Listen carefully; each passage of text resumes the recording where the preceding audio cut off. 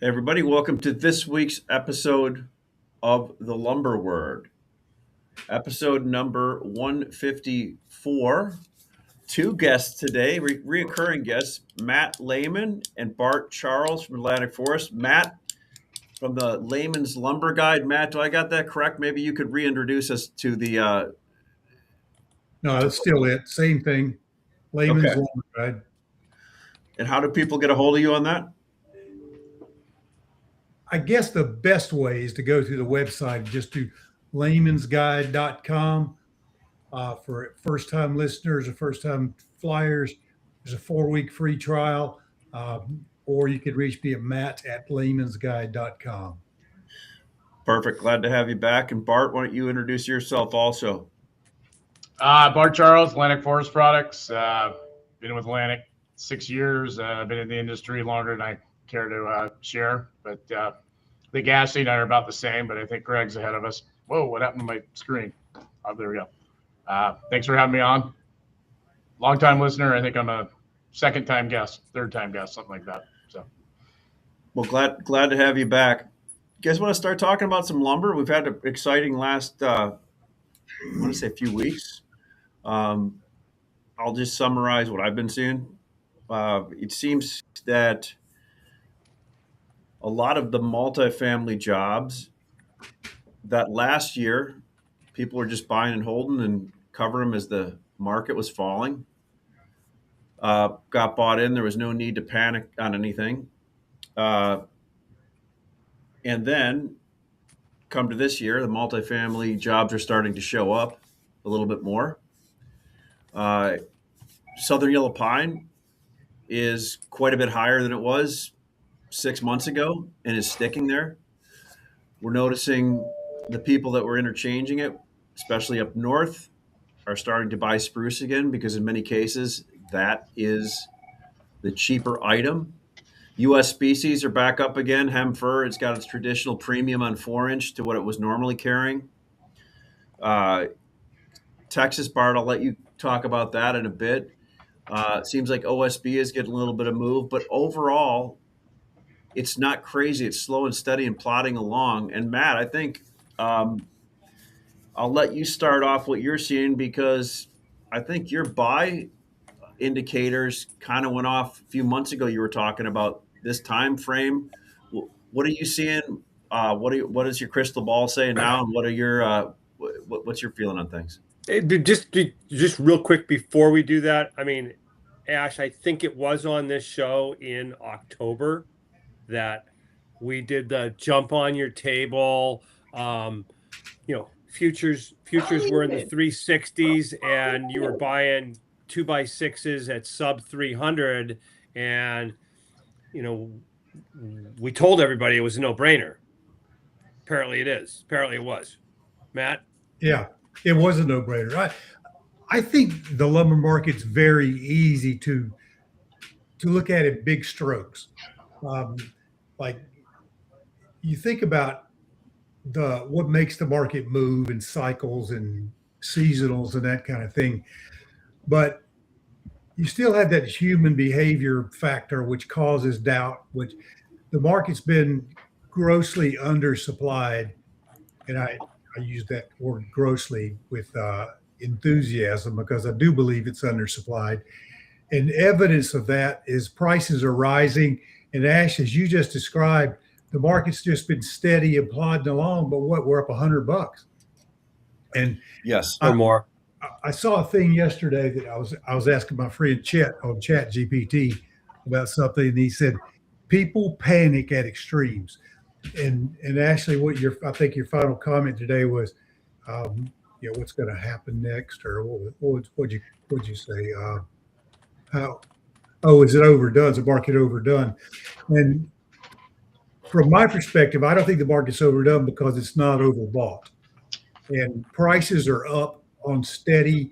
A guy told me this week's a trader said that he is middle of the road longish. So, and I think that's a great description of how the entire market is. Everybody has a slightly favorable bent to the market, but they haven't really acted on it to cover all of their inventory needs. They're Probably the masses are covered through February. They should be covered through March, but I don't think that that's happened yet. So I think we got another run to the upside after this pause right here. My stuff shows into week number 10, so first week of March. Matt, so I want to ask you something about treaters, since you really spend a lot of time in that southern pine market. Are treaters, do they even need, I mean, traditionally, people like us that have been around for a while, we think that these treaters make one great big or two great big buys. I don't think they do that as much anymore. Not like they used to in the 70s and 80s, but they don't need to. Yeah.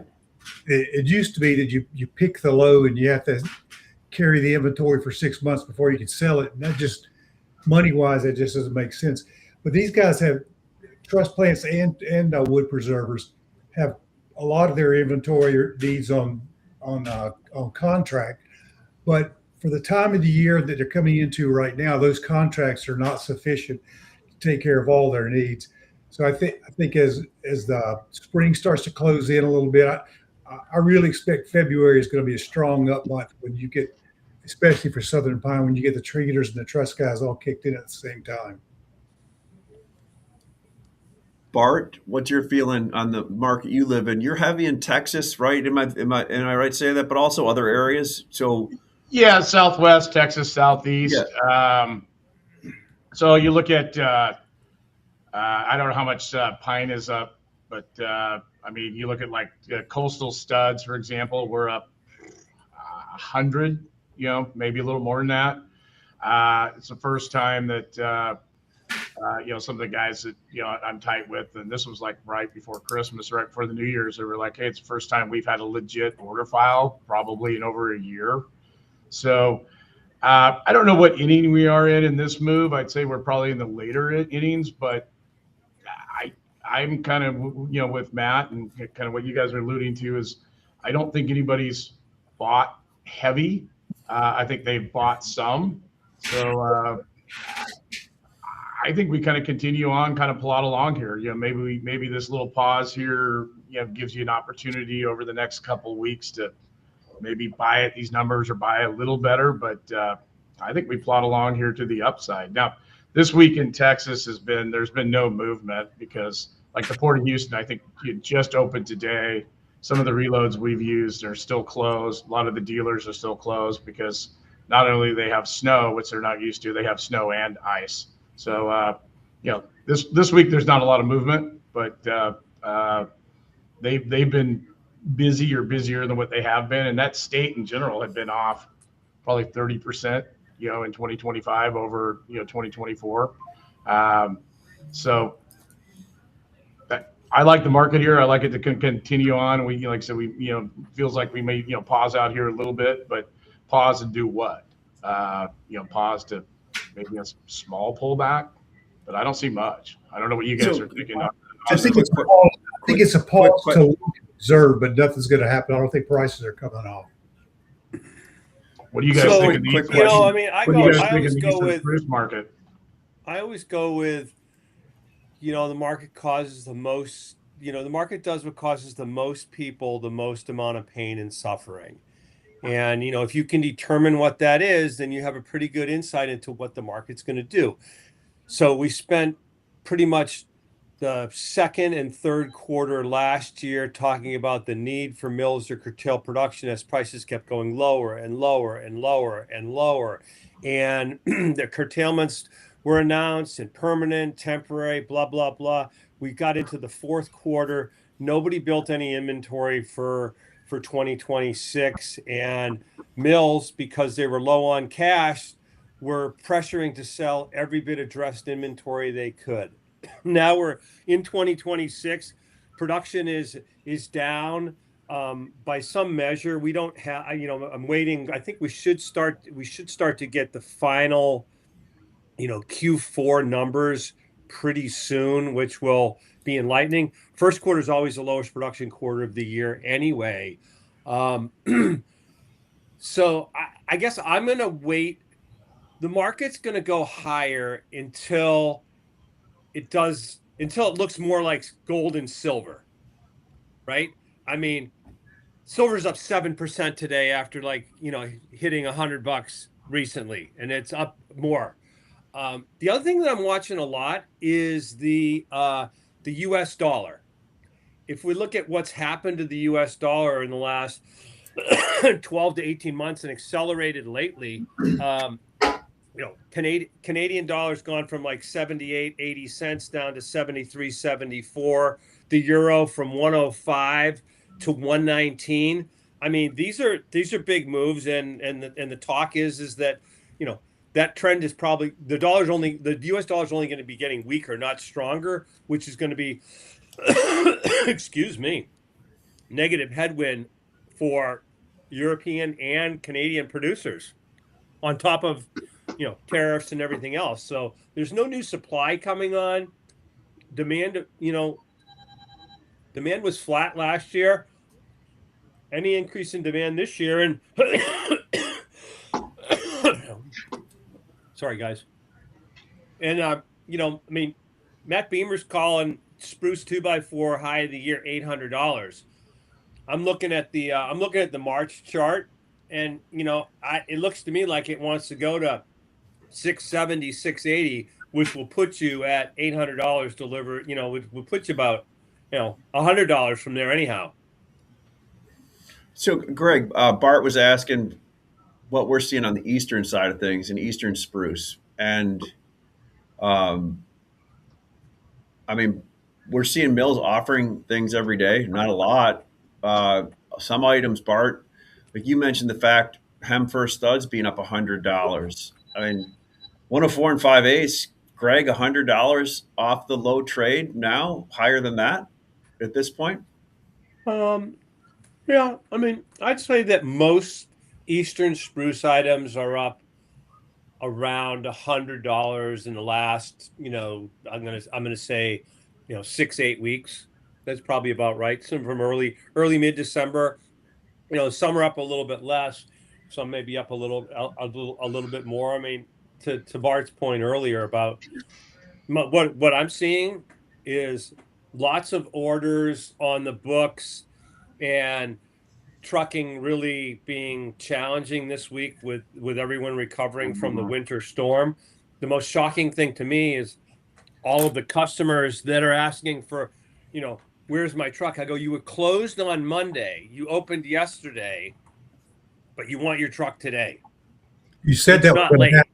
Last week you said that was going to happen, and it's exactly like they read the script. I mean, we're quoting mid-February shipment on lumber we have on the ground right now.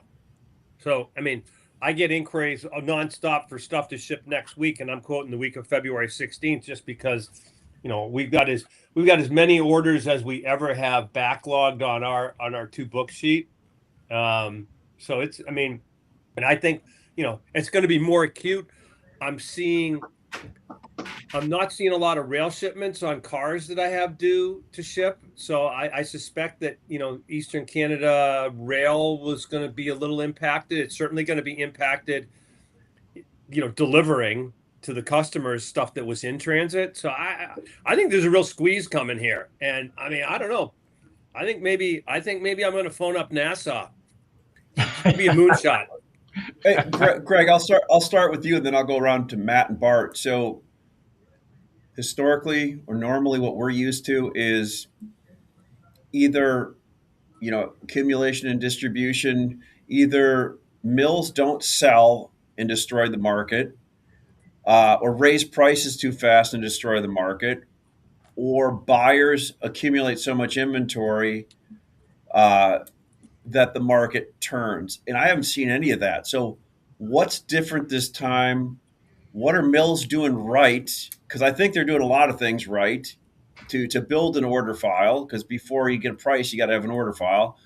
And or what are the buyers doing differently that's causing this to be just a slow? I mean, we're up $100 on something, and it sure doesn't feel like it until you look at the numbers, because it's just been a slow, steady grind with higher numbers. What's different that's making it do this, where it's not just a 1 or 2 week market where you move 40 or $50 and then you're right back to where you were? I mean, I think market's always seeking equilibrium, and that's a moving target because you've got supply and demand. And I mean, I think that what happened in the third and fourth quarter was we've probably overcut supply versus end use demand. And now we're in an inventory accumulation, quote unquote, maybe inventory accumulation. I think you highlighted something about multifamily difference between last year and this year. Last year, the orders were there. They were held short. They were covered along the way. I see the multifamily guys all looking to lock in their prices, and that's increasing apparent demand. Yeah. Yeah. And I can tell you the people that I've been selling recently, other distributors, other wholesalers, some buying groups that are sending me the same inquiry over from last week. And when I call them and say, what's this for? They're like, I know my customer sent that last week and they think they're going to buy cheaper this week. Well, it's like, just a lot of that. I mean, I've got 20 emails like that where you quote the same thing a week later and you're up 10, 15, 20 bucks. And I also think mills have done a better job of just, what do they call it? Quietly just curtailing. They just do some stuff and they don't say anything anymore. We all expect them to make a big announcement. And I mean, it was maybe we had especially nothing but a steady stream of big announcements for for 60, 90 days. But we all complained we needed more. We all complained we want more, right? And a lot of those things weren't going to take place until the end of the quarter or into this year anyway. So we're just now getting to the implementation of those announcements. Yeah. The next thing you're going to have is you're going to be calling mills and asking them for things, and they're going to be going, well, we're curtailed, and you're going, well, like, why don't you open back up so I can get that? That's good. Wait till that starts to happen. Well, it's crazy. Even though you said we're up $100 on some Eastern stuff, they're still losing over $100 1,000. And now you add to that the exchange rate, and it gets worse, right? Bart, what are you seeing different on the way mills are doing things or customers are doing things to keep this market plodding along? Well, it's funny you say you talk about the multifamily guys. There's a couple of the big guys are right out here. I'm in the Portland area, and I was believe it or not, where everybody else is getting weather, it's actually big golf weather here still in Oregon. So I was playing golf with a buddy of mine. I won't say the company, but he's in the multifamily sector, and I never bring up work unless he brings it up, and he kind of brought it up, and I said, well, you guys had to have a good year last year because you face it, being for the most part, other than our fits and starts with tariffs, stuff like that, the last 18 months, if you were short, for the most part, you were right. And he even said, he goes, yeah, we had a good year last year. He goes, but a lot of it was we were shipping off of stuff we had bought. He goes, I'm a little nervous for this year as to what that looks down the road for them. So getting to your point in the multifamily, starting to see more, I do a fair amount with, quote unquote forward pricing. That book's been very lean just because of the premium and stuff. I don't know what you guys are seeing, but I'm starting to see more quotes, more guys looking for quotes. Actually had a jobber lock in. It wasn't a huge order, but larger than what it has been, locked in for some stuff for April. All last year, I didn't see any of that really, because it was more like, I'll just take the orders. They live on the short side. I'll just take the orders, and it's worked for them. But I think these guys are kind of starting to look at, these numbers, maybe it'd be better if we locked in. So I guess to answer your question back to the original thing, it's kind of, not to regurgitate what you guys said, but we've all been talking about this, right? Is these production cuts are eventually going to catch up with us. And I think they're starting to slowly catch up with us, right? And we're all, I've been doing this a long time. You guys have too. It seems like the industry in general we're lemmings, it doesn't matter sometimes to some of these guys until all of a sudden they start looking around. It's like you were saying, where you got the same, you're getting the same quote from your buying group, for the last 2-3 weeks, right? It's just like, well, wait a minute, the last 18 months in general, if I just wait, I get a better price the next week. I think some of that's changing. or it has changed. I mean, I'm looking at like here at Atlantic, we're big distributors. I mean, our inventories are lower. I mean, we've had to, right? I mean, not had to, but just look at sales and this and that. It doesn't make sense to carry X when your sales are only Y, right? So I think some of that reality is kind of starting to set in. Like I said, over here the next few weeks, whatever, there might be maybe a small buying opportunity. I don't know. I'm not calling that. I'm not bearish by any stretch of the imagination. I don't know if I'm just a moonshot yet, but I do agree with. I think it was like you're saying, Matt's comments of like we'll be trading stuff to start with an 8 again. I think we will. I just don't know when. Right. I don't know if it's in February or I don't know if it's in March, but I think we will. Down the road. Just I don't know if I answered the question, but no, you did. You did. Just a quick follow up to one of the comments that you. I don't know. I think that there was a little frontier gibberish there, Bart. But I understood it. I'm good at it. But Bart, just a little follow up to one of the comments you made. So April forward pricing, that's put it on the ground to manage it, isn't it? I mean, because there's no futures play on that. Yeah, but I'm kind of looking at it more of, do I want to sit on it for 60, 90 days, or do I use the futures play? So in my case, it's the futures play. But I mean, if you buy a car from a mill today to ship in mid-February, it's going to get in early mid-March, and I mean, there's not much time, right? The time there, if it's an April start, yeah, it's a buy and hold for sure. And I think even May starts are a buy and hold right now. Once you get June, July, that's when it gets problematic. In this particular case, the jobber didn't want to do the buy and hold. They'd rather let me do the buy and hold. That's what I mean. The buy and hold. Yeah. You do it. Exactly. So yeah. And for the last year or so, that book, well, you guys, when we were together in November, in person, which by the way, that was a ton of fun, that dinner that night. But thanks, Steph. Yeah. Well, anytime you're with two guns, it's going to be a shit show. Yeah. But especially when they have lunch together. But I guess I'll stop rambling here. But the book and the interest for locking in forward has been way more.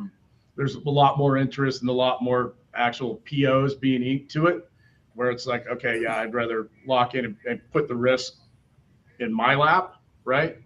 As compared to I'll just take the orders and then I'll worry about it here in a month.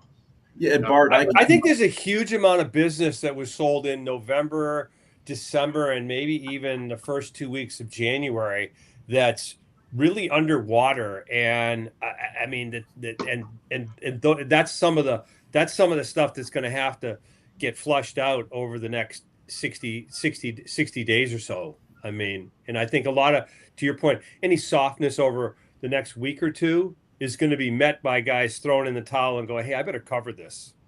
Right. Especially when they find out there's not a lot of excess and it's not going to be cheaper. Right. Yeah, no doubt, Matt. Well, look at Matt. Some of the people that when you have your calls and talk to them, what areas are you noticing that are more busy or less busy, and what is the feedback you're getting from the buyers that you talk to? We'll just focus on that. Like you kind of mentioned it a little bit at the beginning. I mean, are there people concerned, or are they all happy with the business that they currently have and the way they're covering it?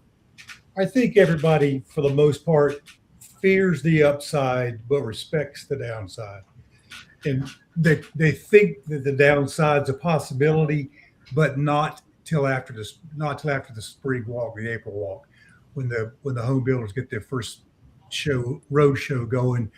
But I think the biggest thing, back up to multifamily for a moment, I see a couple of things that are overlooked, and that is, the first one is that the big home builders that are getting into multifamily. I got a call from one of the largest home builders in the country a year and a half ago, and they said they planned to be the largest multifamily home builder by the end of 2025. And I know that there's, out of the top 5, I think all of them are getting into the multifamily business, but they're still working on their logistics, permitting, and funding. So I've heard the biggest holdback right now for for new multifamily is permitting and funding, but it's getting worked through. I saw this just this morning that was it Fannie Mae or FHA or what of their originations for multifamily were up 25% last year, or funding was up 25%. So the government's involved. So I think multifamily could be a sleeping dog. You guys have talked recently too about the way existing homes get to selling, and all of a sudden you got repair and remodeling. All the boxes have had good Januaries before this winter weather set in. So I just think the underpinning of the market is there's a good spring uptick that's not going to be followed through with a whole lot of uh, energy. Phil, Bart, you sent me over those futures charts. Greg was talking about it. I went through some of those. Are we just about on cash now on the spruce cash when you look at where we went to? Yeah, well, I mean, you currently were 594, so that'd be equivalent to say a 480. So we're still carrying a small premium. Yeah. But yeah, like you guys have talked about this and noticed, I mean, geez Louise, like last year, it seems like we carried what, $50, $60 premium majority of the time until you got the spot month. So this is probably the smallest premium this far out that the market's been. And I mean, we're one of the things that's going to be interesting to watch is the dynamic that we've had recently where the industry's been hugely long and funds have been significantly short. We started to see a switch in that last week. We'll be watching commitment of trader. And the other thing is that we lost open interest over 3,000 contracts during January expiration. We were up over 11,000 contracts. Now we're down at 8,000 contracts. You get into the sevens, and that's kind of a real low level. I could build the case that this next move is going to be, where futures has been kind of like holding that premium and being supportive to cash market. You could see that dynamic change some where it's more cash is going to be the thing that's going to drive futures higher. Greg, do you think the funds are getting out for the time being, not knowing whether to? Apparently, they don't want to stay short, but they're not really convinced to get long. And so, I wonder if that's some of that loss of open interest. Last week's commitment of traders showed that funds decreased their short position and added to a new long position. So we should see over a period of time the funds move from being short to being long. They decreased shorts by 1,400, and that, well, it's, oh, you can't see my finger here, but it's this right here. So I can see. No, I saw that. It was crazy when you look at like copper. And you look at all like commodities in general. There's some tailwind to lumber prices right there. So you got, hey, what's your tailwind? Tailwind is reduced production. Your tailwind is exchange rate. Your tailwind is, commodity overall inflation. Those are all, and the biggest wild card of all is demand. If there's anything that increases demand significantly. This is an interesting thing. Our friend Brian Westbury, I was reading him yesterday or the other day, and there's talk about Fannie and Freddie buying down mortgage rates, getting mortgage rates from the low sixes to the low fives. How that would be a real positive. And then the other thing, he's kind of on this thing where the Fed has $900 billion. Ashley, is that a lot? $900 billion that you can account for, I guess. Anyhow, they have $900 billion on their like balance sheet, just like sitting there. Why, we don't know. They're trying to save the guy the big bank that's short silver for the last 5 years. I think. I mean, Treasury could just sweep that, and instead of borrowing money, keeping interest rates higher, they could use that money and spend it. So I'm just, Things that make you go, huh? You get elected on that platform. Yeah, yeah, you do. Or you get elected on something else. They move you over to that platform eventually. Though that's interesting. Southern Pine. I was looking at the Southern Pine contract. Conclusion I came to is people like speculatively trading it long right now. Many people don't know what they're doing with it.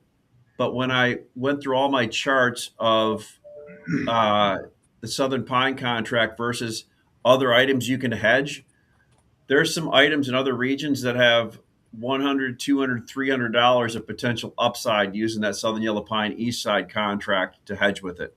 And I think once people figure that out, or I hope they don't before we can start putting some of those trades on, I think it's going to be a good potential way to hedge with some of the same type of veracity that we had on the other contract for the past 3 years. One thing that bothers me about funds switching long is the only thing is, and I think we mentioned this on the show a couple months ago, that Greg, you actually mentioned March may be the time where we go a premium. The front month goes a premium to the back month, and that's still looking good, which honestly is a bummer for being able to hedge and do things based on the rolls we've been getting for the last 2 years. But all good things come to an end at some time, and then you got to reassess the way things work. Are you still kind of thinking it could do that? I'm more thinking that I think cash can go premium to March. And I think ultimately March can go premium to May, but that's on a $50 to $80, $100 move higher from here that we'll see that happen. I mean, like I said, phone up NASA. I mean, this is moonshot territory, baby. So if I'm looking at this correctly, gentlemen, and I apologize here because I'm not a Pine guy, that the Pine contract is currently trading at a $23 discount to print today. Am I looking at this correctly? That could be correct. Yeah. Okay. And it's trading at that kind of discount to print, but it's also more of a discount to what it's actually selling for. Okay. Well, March is 471, and what did I do with it? Hey, it's right here. Print was 495, and Prince 495. Yes. Correct. Yes. Okay. Yes. Yeah. Yeah. All right. So Matt, you're saying that the cash in the East is selling for more than that? Yeah, because everybody's still trying to buy 14s and 16s, and so you really got a number. Southern Pine doesn't trade in random length quantities, random length tallies. It sells specified.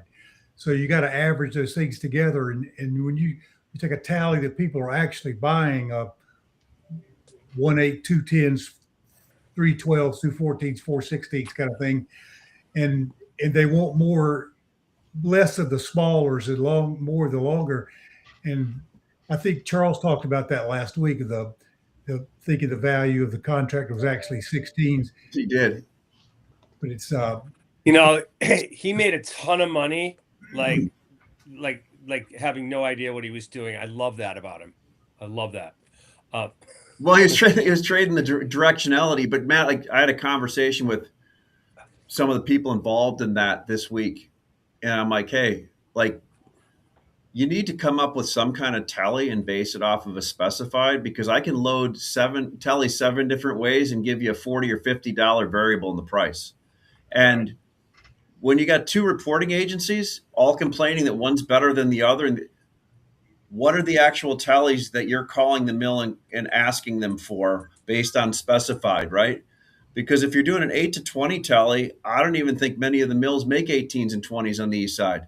No, so okay, and if you're making an 8 to 16 tally, well, the one reporting service that quotes it one way and the other one, everybody should have some kind of continuity in the actual, or at least a description of, here is the type of tally we're quoting, and the mill giving them the price versus the reporting. They need to have some kind of accuracy on what that actual tally is and what it's representative of. Yeah, the difficulty there is one of the agencies, one of the reporting services quotes based on actual mill sales. The other does quotes based on mill sales, but primarily broker feedback. And you've got the difference between position talking and actual sales, and that can vary. Do people talk their position in this industry? Not Really? anymore. No. Not anymore. They used to. Oh, yeah. No, Honestly, I don't know if so I've talked well, to no, both. the only reason I say that it was funny. I was having a conversation yesterday, Ash, and and the guy said, yeah, most of the buyers seem to be telling me that they think the market's going down. I'm like, really? Which means So what they're saying to you really is that they need/want to buy. Right. Yeah. Okay. Yeah. Got it. Yeah. Yeah. You know, when your customer says that he thinks the market's going up, that's your sign that it's well past time. If he's going up and he's not looking for anything. Right. If he thinks the market's going up, then you're hooped because he's already bought everything.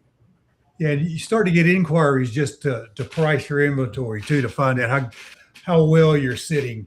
Like, but I don't think we're there yet. I think we're at the spot where buyers don't want to disclose that they need to buy, and they're hoping this little lull here is going to give them the opportunities, which I think we're gonna come out after this week. We're going to come out of this freeze with guns blazing, and I think we could get that 60 to 80 bucks you're talking about, Greg. I think we could get that in February easily. I think it would be $100 in February. Yeah, I mean, now we're getting bulled up, Bart, huh? No, we're getting bulled up now, baby. It's a slow and steady market, which as a distributor you love. And I mean, we were buying at the end of last year when we were getting calls from higher up saying, quit buying. And like, Greg can't quit buying at certain times, but like we backed off quite a bit. I've got it. It's an addiction, Ashley. It's an addiction. I understand. I totally understand. I totally understand that. A lot of OCD going on here. I totally get it. I totally get it. I have to admit that I have some SKUs, using a Canadian term here, that I'm out of that I normally wouldn't be, but because of our month ends here at the end of this month, and corporately we got to get our inventories a little in line and some stuff. So I think we've done a good job of that. The market's helped us. So February it's going to be like, yeah, okay. I mean, last time I'll use a perfect example because I know you guys. I'm in the Southwest, and I'm also trading the Southeast. A perfect example. I'm out of 9 foot in a couple of my spots that keep wood, and it's like, okay, last time I bought of any volume, I got to pay $60 more, and it's like, do I do that? I guess I'll think about that next week. But Bart, what you just said is probably a good example for a lot of people. Everybody's out of a little something and trying to keep their SKUs to a minimum and inventory just in a balanced state. But I don't believe the industry is prepared for the spring increase in demand, which is just a seasonal thing compared to the production curtailments that are on the table. I think there's going to be a huge imbalance in supply and demand for a short period of time anyway, at least for the next 6 weeks. Well, here's one thing I'd like to share, because you guys touched on it earlier with the exchange. So I was talking to one of my European suppliers that we don't have anything on the water. And when I say talk, this was early morning email, right? Because they're 8 hours ahead of me. And he reported back. I was like, what are we looking at here for down the road? And he's like, based off the dollar and, now with the 10% tariff that came in October, he was saying for them to make sense to come here with any volume, the number has to be 750 port. We're not there yet. Don't know. All that being said, I know there is still other European suppliers that are still going to continue to ship here. It looks like that has decreased, but you're still seeing stuff come in, here or there or whatever, right? So, and like you guys touched upon, even with prices being up 100, the Western Canadian and Eastern Canadian mills, they're still not making money, right? I mean, we're still ways from them making money. So I think all things point towards it going to be higher, but we also need the demand component to kick in dramatically. And we'll see what happens here in Q2, but it looks, all things point to that we are going to get a little pickup in that. So, But hey, Bart, speaking of, what do you think of the lesser amount of EFPs being done this past expiration? Good question. By a pretty good chunk. Yeah, it's funny. I was looking at that. I think part of that was that you could have, that there wasn't the big flush that you get to where it's like, okay, all of a sudden that makes sense. You know what I mean? We didn't get that big flush that we normally get. Yeah. To where like you get the last, like in that last week where you can tag on 5, 6 cars, 10 cars, whatever, right? Yeah. We didn't get that. I know my EFPs for Jan were way down, and part of that was we had already bought, right? So it wasn't like adding addition to your pile of on-ground inventories, but it also wasn't advantageous to do directs, if you will, or back-to-backs, or whatever you want to call them, with guys, because there wasn't the big discount. So that's what I think. I don't think it was less of. I know my normal partner. I mean, he still had some. He was willing to do some, but they got kind of cleaned up. But that's what I think. But what do you guys think? I think it's a direct. I think it's a direct proportion to, the one big player that stands to EFP as a way to market their lumber. It's strictly a function of how many they have on, and they didn't have as many Januaries on as they had in November and in September. The wild card's going to be with the rally that we've had here. Have they put more marches on or not? I think the most interesting thing that I saw is we were EFPing in December off the January contract, and that lumber's scheduled to ship this week, next week. I mean, it was a dream. It was a dream EFP, right? I mean, buying Jan, selling March. Collect $80 1,000 up front, hedge at $30 or $40 over January, an undervalued item. I mean, it's like walking down the street. It's like walking down the street and picking up $100 bills, right, Ash? I'm following you. Yeah, not having to chase them, no wind. No wind. It was just sitting there, right? I mean, you didn't have to scramble at all. Exactly. So, I mean, he's still having it right now, March. I don't know if you guys are doing what you're buying, selling thing today, but and I probably shouldn't say this because I'm not in the way I want to be in yet. But buy March, sell May. It's $26.50. Probably should go a little bit wider here due to the end of the month roll. But I'm kind of with you, Greg. I don't know if that goes over, but I think that comes in between here and March 15th. So I think it'll go over. Really, right. $40 move, that'd be fantastic. But not yet. No, let's wait. Let's wait. I got time. We can slow play this. Slow play. All right. I'll shut up. Matt, I wanted to ask Matt, what's going on new with the report in Layman's Lumber Guide? Probably going to do another class when the spring rolls around a little bit. I've tried to get away from a little bit of talking about what's going on in the market currently, partly because of you guys. You do an excellent job of telling everybody why we're here, what's the reasons why we're here, and what to expect next. Based on those fundamentals and disruptions. And so I'm leaning more towards forecasting and using just data-driven kinds of things. Like, for example, next week number 6, is the strongest up week of the year over the last 25 years, closing higher 80% of the time. And nice. And the month of February is the second most bullish month over the last 25 years, finishing higher 75% of the time, after November at 78. So seasonally, historically, to fade that is just nonsensical. I think if you got 75% of the time it works, that means 25% of the time it didn't work. So you got to have the losers, but just And as you know, Matt, it's like part of, like when you look at those, those seasonals and historicals, it's part of in the context of like where you are on the overall price, like quartile in historical range, and what is your underlying trend. When your underlying trend is up and you're at a low relative price, you you probably could skew your number and say this 90% of the time. Yeah, on a 10-year average, everything is still well over $100 discounted to that. I think OSB's $200 under its 10-year average.